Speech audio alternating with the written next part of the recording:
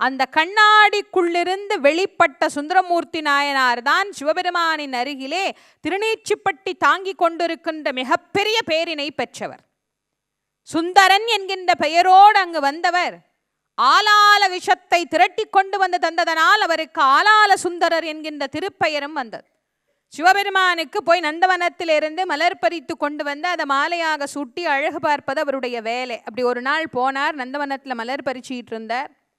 அனிந்திதி கமலினி என்கின்ற 2 தோழியர்கள் அம்பிகைக்கு மலர் எடுக்கிறத அப்படி ஒரு வினாடி உச்சு பார்த்தார்.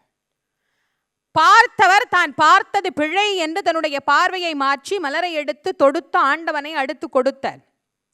சிவபெருமான் கேட்டார், சுந்தரா, நந்தவனத்தில் என்ன பார்த்த?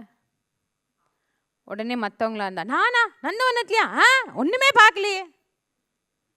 நீ ஏதோ பார்த்தா மாதிரி. அது சும்மா அப்படியே ஒரு பொன் வண்டு ஒன்று போச்சு.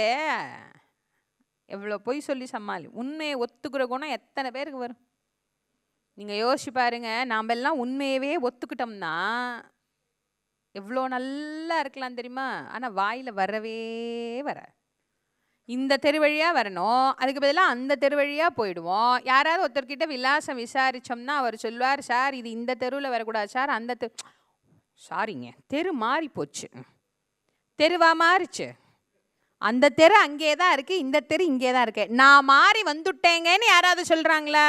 இல்லை, தெரு மாறி போச்சு. சரி, நாம செய்கிற தப்புக்கெல்லாம் இன்னொருத்தர் மேலே எப்படியெல்லாம் பழி போடலாம்னு யோசிப்போமே தவிர்த்து தான் செய்தது தவறு என்று ஒற்றுக்கொண்டு ஆமாம் நான் தவறு செய்து விட்டேன் என்று ஏற்றுக்கொள்ளக்கூடிய மனம் பல பேருக்கு வர்றதில்லை. உண்மையை ஒத்துக்கிறது மிகப்பெரிய வைராக்கியம் வேணும். அதுக்கு சுந்தரர் ஒத்துக்கிட்டார், ஆமாம் நான் தப்பு பண்ணேன் சுவாமி, அந்த பெண்களை கண்டு விரும்பினேன், நான் தவறு செய்து விட்டேன். சிவபெருமான் சொன்னார், அப்பா நீ விரும்பினது தவறே கிடையாது, நீ விரும்பினது தப்புன்னு இப்போ நான் உன்னை சொல்லவே இல்லையே, விரும்பின இடம்தான் தவறு. ஒரு அம்மா குழந்தைக்கு பிடிக்குமேன்னு பிஸ்கட் வாங்கிட்டு வந்து பூஜை ரூமில் வச்சுருந்தாங்க. அந்த குழந்தை பள்ளியிலேருந்து வந்த உடனே கொடுக்கணும்னு. அது பள்ளியிலேருந்து வேகமாக வந்து நேராக அம்மா நம்மளுக்கு ஏதாவது வாங்கி வச்சுருப்பாளேன்னு வழக்கமாக போய் பார்க்குற இடத்துல பார்த்துது. அதுக்கு பிஸ்கெட் பேக்கெட் இருந்தோன்னே அதுக்கு ஒரே சந்தோஷம். அது உடனே என்ன பண்ணிச்சு, அந்த பிஸ்கெட்டை உட்காந்து பிச்சு அங்கேயே சாப்பிட்டுட்டு இருந்தது. அந்த அம்மா அங்கேருந்து வந்து அந்த குழந்தைய பார்த்து, ஏன் சாப்பிட்டேன்னா கோச்சுக்குவா? இல்லை கண்ணா ராஜா, அம்மா உனக்கு தான் சாமி வாங்கிட்டு வந்தேன், இது வந்து சாப்பிட்ற இடம் இல்லை, இது சுவாமி கும்பிட்ற இடம், இந்த இடத்தை இப்படியெல்லாம் எச்சல் படுத்தக்கூடாது, நீ வா வந்து வெளியில் உட்காந்து சாப்பிடுன்னு அந்த குழந்தைய தூக்கிட்டு வந்து அந்த பிஸ்கெட் பாக்கெட்டை கொண்டுட்டு வந்து அம்மா ஹாலில் உட்கார வச்சு அந்த குழந்தைக்கு கொடுத்துட்டு போவா. ஒரு ஜென்மத்துக்கு வர்ற இந்த தாய்க்கே நம்ம மீது இத்தனை கருணை இருந்தா, ஜென்ம ஜென்மாவுக்கும் தாய் தந்தையா இருக்கிற சிவபெருமானுக்கு நம்ம மேல எத்தனை கருணை இருக்கும்? நீ ஏன் ஆசைப்பட்டேன்னு சுவாமி கோச்சுக்கல. ஆசைப்பட்டது நியாயம், தப்பில்லை.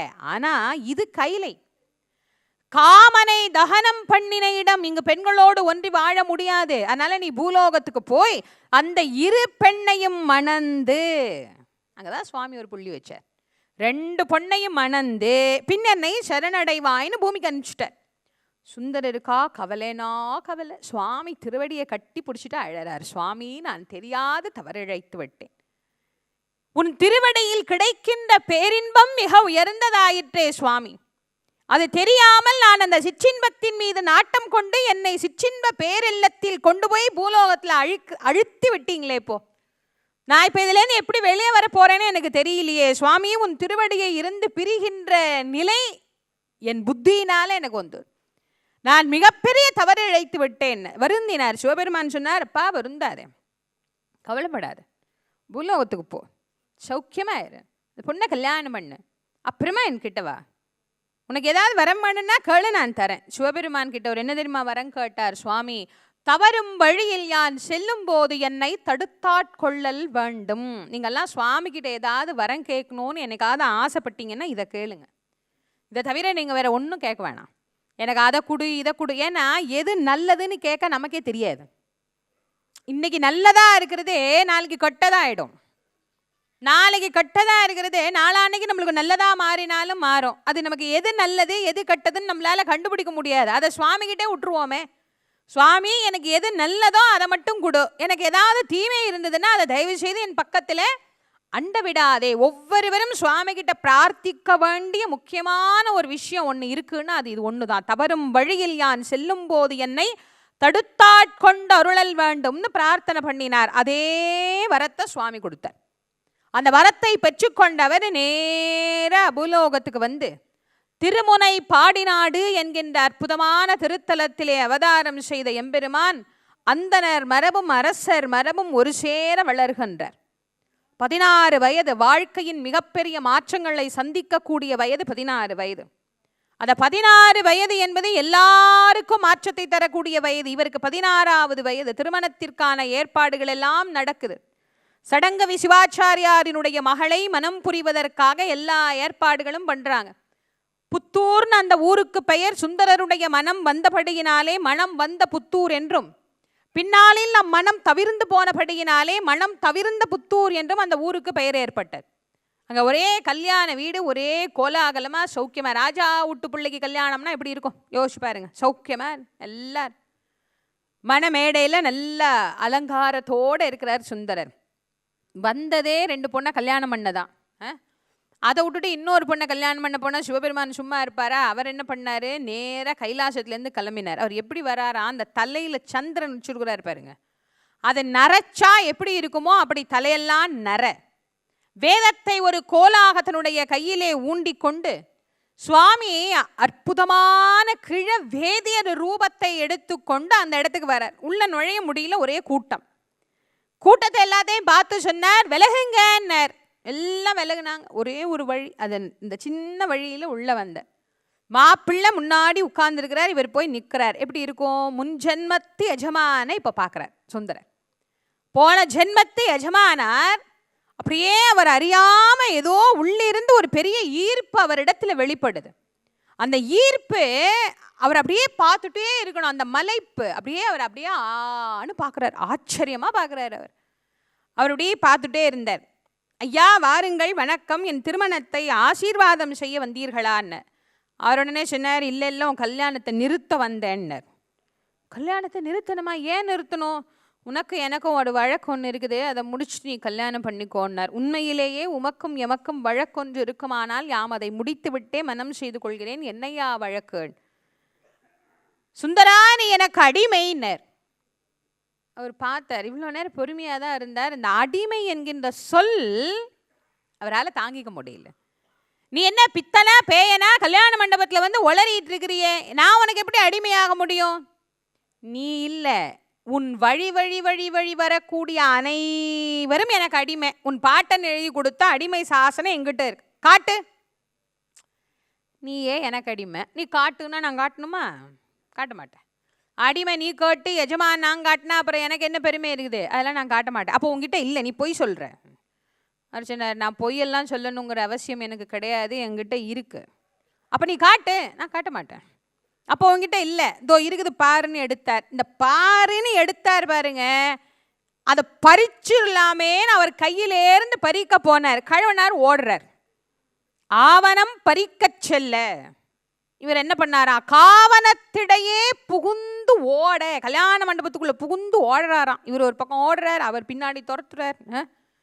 இந்த கிழவனை குமரனால பிடிக்க முடியல. எவ்வளோ வித்தியாசம் பாருங்க. இந்த கிழவன் ஓடுறாரு, இந்த குமரனால பிடிக்க முடியல. ஓடி ஓடி ஓடி ஓடி ஒரு வழியா சுந்தரர் சிவபெருமானை பற்றினார். சுந்தரரை அன்றி வேறு யாரும் அவரை பற்ற முடியாது. பற்றி அவர் அந்த ஓலையை வாங்கி பார்க்கிறார். அது எவ்வளோ அழகா அதில் எழுதி இருக்கு பாருங்க. யானும் என் வழி வழி வரும் வம்சத்தாரும். இவர் மட்டும் இல்லை, அதில் தெளிவாக எழுதியாச்சு, வழி வழி வரும் வம்சத்தாரும் இந்த வேதியருக்கு அடிமை அப்படின்னு. சுந்தரர் ஒரு நிமிஷம் யோசிச்சார். இது இருக்கிறதுனால தானே இவர் நம்மளை அடிமைன்னு சொல்றாரு. இந்த ஓலை இல்லைன்னா இவர் நம்மளை எப்படி அடிமைன்னு சொல்லுவாருன்னு அந்த ஓலையை கிழிச்சு ஓமகுண்டத்தில் போட்டு அதுக்கும் ஒரு ஸ்வாகா மேலே முடிஞ்சுதா. இப்போ உடனே குழவனார் கடந்து குதிக்கிறார் பாருங்க. எவன் ஒருவன் சாட்சியை மறைப்பானோ அவன் குற்றவாளி. எப்பயே சிவபெருமான் எப்படியெல்லாம் வாதாடி இருக்கிறார் பாருங்க. சாட்சியின் மீது இவனுக்கு நம்பிக்கை இருந்த காரணத்தில் தானே அந்த சாட்சியை மறைக்க வேண்டும் என்று என்னுடைய ஓலையை கிழித்தான். ஓலையை கிழிச்சதிலிருந்தே நீங்க எல்லாம் தீர்மானம் பண்ணிக்கோங்க, இவனிடத்திலே தவறு இருக்கிறது, இவன் உண்மையிலேயே எனக்கு அடிமையானவன், இந்த இடத்துல எனக்கு நியாயம் இல்லை, நீதி இல்லை, எம் ஊருக்கு போகலாம்பா கேட்டார். திடீர்னு உங்கள் ஊருக்கு போகலான்னா நீங்கள் யாரையா, எந்த ஊர், எங்கே இருக்கிறீங்க, என்ன பேர், ஒன்றும் தெரியலை, அதெல்லாம் உனக்கு சொல்லணுன்னு அவசியம் இல்லை, என் ஊருக்கு வா. உங்கள் ஊர் தான் எது பக்கத்தில் தான் இருக்குது, திருவெண்ணைநல்லூர், வா திருவெண்ணைநல்லூருக்கு கூட்டிகிட்டு போகிறார். அப்போல்லாம் நீதிமன்றம், வழக்கறிஞர், நீதிபதி அதெல்லாம் இல்லை, எல்லாம் ஊர் பஞ்சாயத்து, ஊரில் இருக்கிற பெரியவங்க எல்லாம் உட்காந்தாங்க. அவர் சொன்னாங்க, ஐயா இங்கே பாருங்கள், நாங்கள் ஒரு விஷயத்துக்கு தீர்ப்பு சொல்கிறதுனா 3 விஷயம் பார்ப்போம்.